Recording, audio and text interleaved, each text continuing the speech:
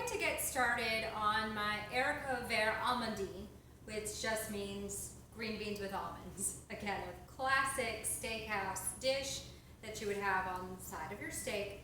So we're going to start by blanching our Haricot Verts, or the skinny French green beans. And what that means is to just drop them in a pot of boiling salted water. So we want to make sure that our water is pretty highly salted, because that's going to infuse the Haricot Verts with that flavor. Make sure that they have some flavor. And a great way to test if you have added enough salt to your water is to taste it. Should taste like the ocean. All right, so we're going to drop our Haricot Verts into that pot of boiling salted water. And we don't want to add too many at a time. So just about a handful like this. I'm going to put those in my spider, drop them into the water, and I'm going to let them sit in there for about 3 minutes. Now, they look very skinny. However, we've found that they take a lot longer to cook than something like asparagus or something like that that also is skinny. So we're going to let them go for 3 minutes in the boiling salted water before we take them out and put them into our ice bath. So about 3 minutes have elapsed, so I'm going to pull my Haricot Verts out of the boiling water. I'm going to put them in my ice bath. So I have a bowl of just water with some ice in it, and then I'm putting a mesh strainer down into the bowl, and that way it catches the vegetable and I'm not going to have to put my hand in the bowl and have to search through the ice cubes. That's never fun, so we'll try and avoid that if we can. So while those are cooling off, I am going to blanch the remainder of my Haricot Verts.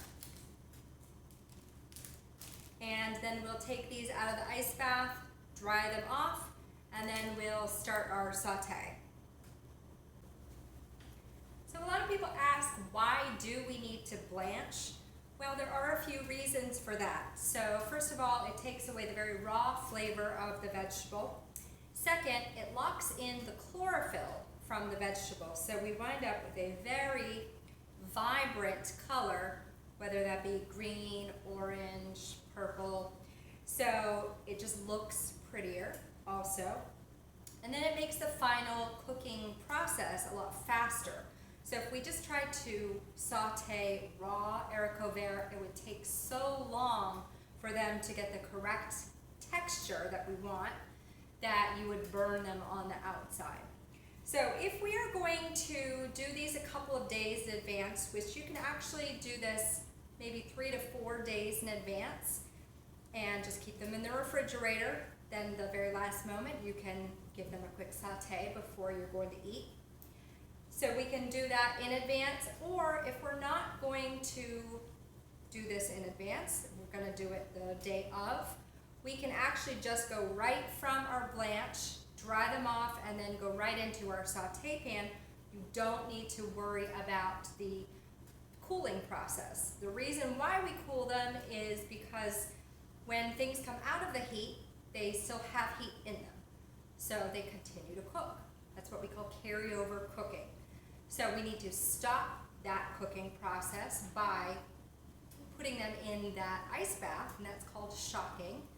And then it stops that process and we don't wind up getting mushy vegetables. So saute, the term, or in French, saute, means to jump. So what it literally means is we're cooking over about medium-high heat with just a little bit of fat. So that was our neutral flavored oil, canola oil. And so we're going to cook quickly, high heat, small amount of fat. I have some shallots in my pan here. I'm just going to hit them with a little bit of salt. That's going to help the cell walls break down, helps them release their moisture quicker, so it helps them cook quicker. So as soon as those are a little bit soft, we're going to go ahead and add our beans, and then we'll add the remainder of the ingredients. So shallots have been cooking for about 2 to 3 minutes. As we can see, they're starting to turn a little bit brown. We'll just give them a little bit of a flip. And that's what we mean saute is to jump. So now we're going to add our haricot vert. And I'm going to use a pair of tongs as my utensil because that will help me pick the green beans up and move them around a little bit easier than, say, a kitchen spoon or a rubber spatula would do. We're going to let these go for probably about another 2 to 3 minutes to help the haricot vert cook a little bit more. And then we're going to add our almonds, and then last thing will be our garlic. When the texture of my beans is nearly where I want them to be, and the only way that you're going to know that is by taking one out and tasting it, I'm going to add my slivered almonds. I like using these as opposed to sliced almonds because I think they have a little bit better crunch to them, and they're not quite so thin, so they're not as prone to burn easily. So we want to get those in the pan about a minute or two before we're done cooking because we do want to toast those nuts and give them a little bit more nutty flavor and a definite good crunch to them too. Once that we can see our almonds have browned slightly, just a nice little golden brown touch to them, we are ready to finish our haricot vert. So last thing that we want to add is our garlic. Garlic cooks very, very quickly, so we want to add it last moment before we either A, add a liquid, or B, turn the pan off. So essentially, once you can smell that garlic, it's done cooking. I'm going to add just a little pat of butter just to kind of coat those haricot vert and make them look really nice and glossy. Okay, you can add more if you like that butter. Okay, but it's just enough to give it a little bit of flavor, a little bit of sheen to your haricot vert. Looking beautiful.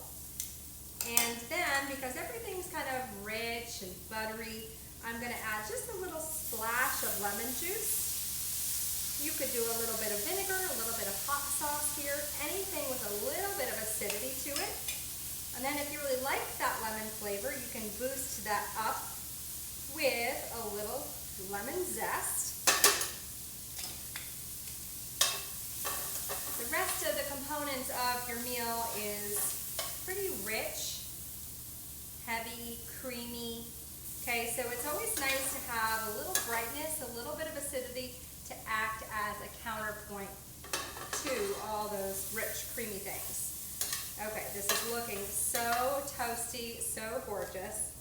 And then just the last things that we want to do is, even though we had the green beans in the salted water, we still are going to need a little hit of salt at the end, some fresh cracked pepper. Turn those around and they are ready to go. You really want to do this last minute before you're going to serve your meal, so you can have those going at the same time as you're making your steak sauce, and you should be perfect. Don't forget to taste. Make sure it tastes delicious.